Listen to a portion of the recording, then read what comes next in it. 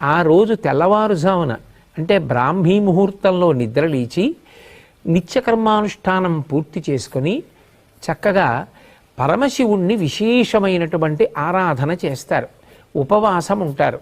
ఉపవాసము అన్న మాటకు అర్థం ఏమిటంటే ఎటువంటి సాత్వికమైన పదార్థాన్ని తీసుకుంటే కనురెప్ప పడిపోకుండా నిద్ర రాకుండా మనసు భగవంతుని పాదముల యందు నిలబడుతుందో అటువంటి ఆహారమును పరిమితంగా తీసుకుని శరీరాన్ని భగవంతుని యొక్క ఉపాసన యందు నిలబెట్టుకోవడానికి యోగ్యంగా సిద్ధం చేసుకుంటారు.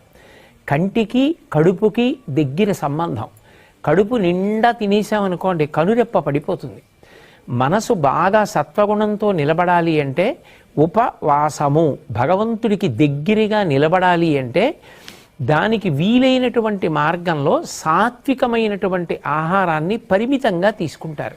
ఏదో కాసిని పాలు, కొద్దిగా పండు ముక్కలు ఇటువంటివి తీసుకొని సత్వగుణంతో మనసు నిలబెట్టి తద్వారా భగవంతుని యొక్క ఆరాధన చేసి 5 జ్ఞానేంద్రియములను మార్చి మార్చి భగవంతుని యొక్క ఆరాధన యందు ఉపయోగిస్తారు. దాన్ని ఉపవాసము అని పిలుస్తారు. ఏ కారణం చేతనైనా శరీర ఆరోగ్యం అనుమతించకపోతే వైద్యుని సలహా మేరకు ఆహారం తీసుకున్నా వచ్చేటటువంటి ఇబ్బంది ఉండదు.